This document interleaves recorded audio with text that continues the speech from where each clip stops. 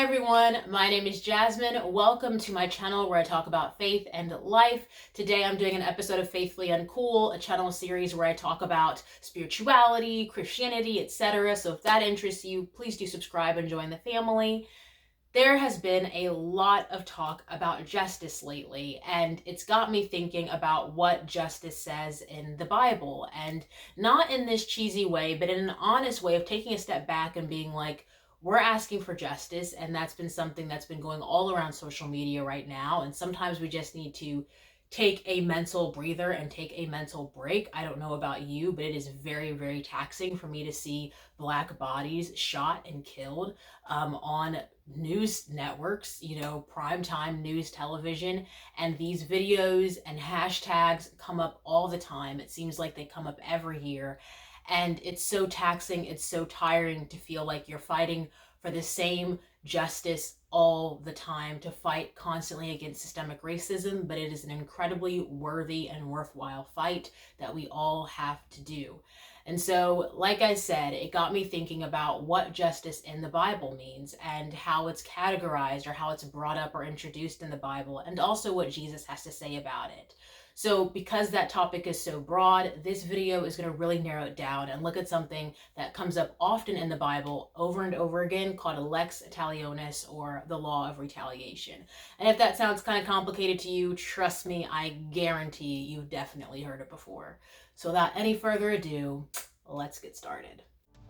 Hey guys, Editing Jasmine in here, just popping in to say, while I did have the amazing opportunity to study the Bible academically in my undergrad years, I am not a biblical theologian or scholar, so please understand that these videos take research, and if you're super interested in the Lex Talionis like I am, it was really interesting to research, check out my descriptions below. Okay, thank you, bye-bye!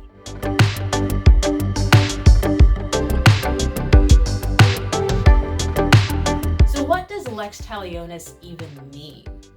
Well, as stated, Lex Talionis is just the Latin term for the law of retaliation, and it pretty much means what it sounds like. It's the idea that whatever someone does to me that's wrong, I get to do the exact thing to them, an equal measure. So it's this idea that you pretty much get to retaliate against those who hurt you or who wrong you.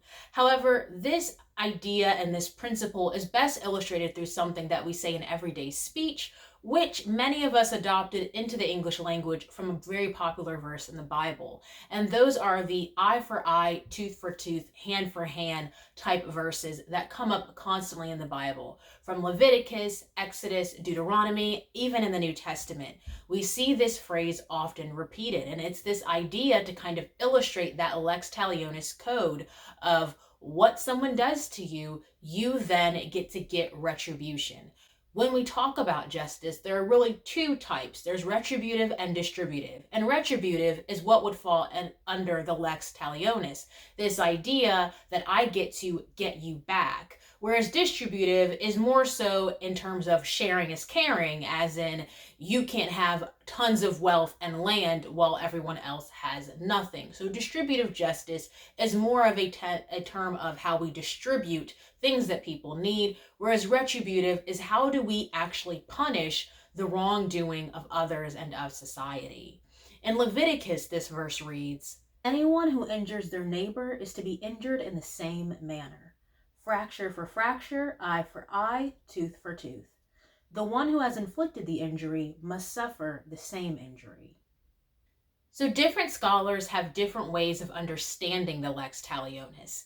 Simply put, it's really not that complicated to get. However, because it's something that we say all the time in our manner of speaking, it's really easily misinterpreted. The most basic rudimentary way to understand it is that it's simply a way to justify revenge, that yeah, this person did this to me, so I get to now do XYZ to them. And honestly, a lot of scholars think that the Lex Talionis for a brutal world of the ancient Near East was actually a way to limit or even stop revenge or a vengeful nature from getting out of control. So while we read an eye for an eye, a tooth for a tooth in a Western way that often looks at it and says, yeah, getting you back, for many scholars, when they read this verse, it's actually a way to limit the extent of justice, to say an eye for an eye, but nothing more, nothing less. And even in some cultures, it's understood that this was just a general principle, a way to say that what was done to you, you must get retribution fairly or equally. So that could even be a monetary compensation. It might not be correct to read an eye for an eye, a tooth for a tooth type of verses as literal, you took out my eye, now I'm gouging out yours. But honestly, just as a way of saying, this is how we keep things fair. Punishments and crimes have to be proportional. You have heard that it was said, eye for eye and tooth for tooth. But I tell you, do not resist an evil person. If anyone slaps you on the right cheek, turn to them the other also. And if anyone wants to sue you and take your shirt, hand over your coat as well. If anyone forces you to go 1 mile, go with them 2 miles. Give to the one who asks you, and do not turn away from the one who wants to borrow from you. So the verses that you just read are what Jesus states about the Lex Talionis. And those are from Jesus' very famous Sermon on the Mount. And in this sermon, Jesus has a series of verses where he says, you have heard this, but I say this instead. And so for some people who read it, this is Jesus sort of taking the laws of Moses and somehow correcting them. And I'm not too sure that that's the best way to read every verse in the Sermon on the Mount, but there is a series of Jesus sort of subverting or flipping on its head what is the status quo of the culture at the time of his preaching. And so when Jesus talks about the Lex Talionis, it's not really clear that he utterly disagrees with it. By this time, the Lex Talionis really would have been a legal code. And so it would have been someone's right, had something been done wrong to them, like the things Jesus mentioned, for them to take someone to court. So when we read what Jesus writes here, it's important for us to really think of, okay, what's normally done? And so if he's correcting something or stating something else, what is being shown to us? What is the standard Christ is setting by sort of correcting this, or what is he hinting at when he kind of subverts this normal idea that's been going on so far? When Jesus says, when someone slaps you on the cheek, let them slap the other one, this sounds crazy. And it probably would have sounded crazy to the people he was speaking to as well. But there's this whole idea that what you could normally do and what would have been justified to do is that if someone slaps you, which is physical harm to you that you could have taken them to court for, you would have been justified in backhanding them back. But what Jesus says is offer them to essentially hit you again. And this sounds bizarre, but it's this idea, which one of my sources pointed out, and I thought this is so interesting, that Christ actually posits that you take on the physical pain or what you would have done to them, you take on yourself. And so essentially it's this sort of sacrificial justice. The Bible study, the study Bible that I had, even noted about the second verse of, if someone asks for your shirt, give them your coat also, is that for someone who was of low class, a shirt and a coat may be all that they were wearing. And so if you were to give this person all your clothes, you would essentially sort of be naked. And so this could be a hyperbole of saying that to do so, to be so accommodating unexpectedly to someone, could actually shame them even more so than you just retaliating. And so it's not really clear, I think, or fair to say that someone is unjustified in seeking legal justice, because that's not necessarily the case. There are definitely times in which when something happens to you, you have to seek justice. And so it's really not fair here to say that what's being demonized is self-defense. Some people really take this verse out of complete context and run with it that way. But it is fair to say that Jesus sort of sets this higher standard that when possible, forgiveness or even sacrifice or even letting go could be a new standard to hold yourself to as a Christ follower. And this does make sense because when we look at the passion of the Christ, i.e. the suffering of the Christ on the cross, it's this whole idea that what we deserved as people, the shame and pain that we deserved as sinners, Christ took on. And so it is this idea that when someone does something to you, as much as possible, do not retaliate if you don't have to. The Lex Talionis and retributive justice is not just something for punishment and crime. It can also be something that we see in a reward system. For example, in the Beatitudes, Jesus writes that those who are merciful will see mercy. Jesus also says elsewhere in the Bible, judge not lest you be judged. In the Lord's Prayer, we famously say, forgive us our trespasses as we have forgiven our trespassers. And so there is this understanding that the divine actually looks at retributive justice, what you have given is what you will receive, as a just way of action. And so it is very, very careful that we don't, again, demonize or find it wrong when people fight for justice, even if they fight for justice in ways in which we think are not the right way to go about it.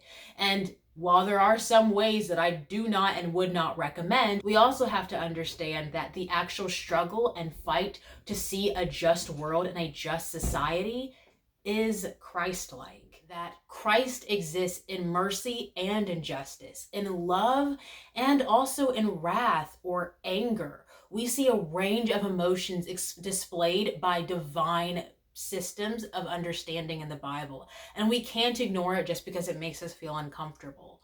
So the best, most honest way, I believe, to look at this in our world today is to understand that are there moments where the law of retaliation, what you've done is what should be done to you, is justifiable? Yes. There are times in which mercy does not equal letting you do whatever you want to do. And so everything, again, in context is the key.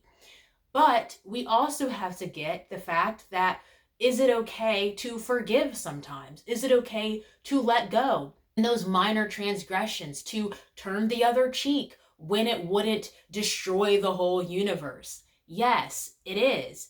But is it also okay to see something wrong, systemically wrong, to a marginalized group of people for years on end and decide that you are going to peacefully seek change and support and do whatever you can to fight against this systemic issue? Yes. Something that strikes me about justice in the Bible is that, especially in the New Testament, it's not just justice for when something is done wrong to you, but also justice against being indifferent. When one is indifferent in the face of a wrongdoing, that's not mercy. That's actually a sin. When Jesus shows the story of the Good Samaritan is good because he took action and helped someone that had been previously ignored.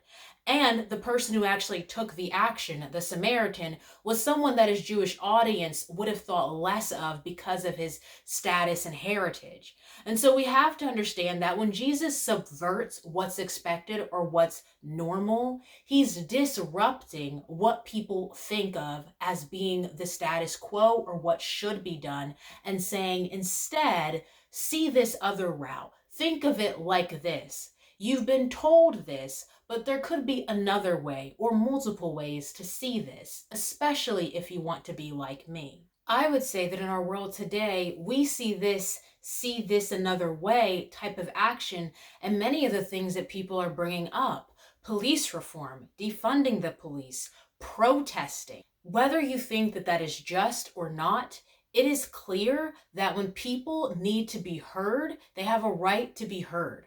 When people are hurt systemically and marginalized constantly, they have a right to stand up for it.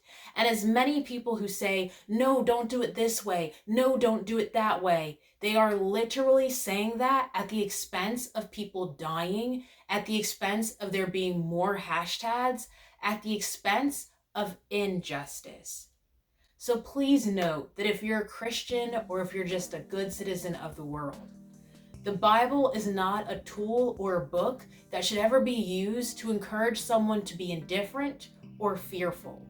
No matter how we use the words of Jesus, that's not the teaching. Thanks so much for watching. Have an incredible day. I hope you learned something great. Go in peace.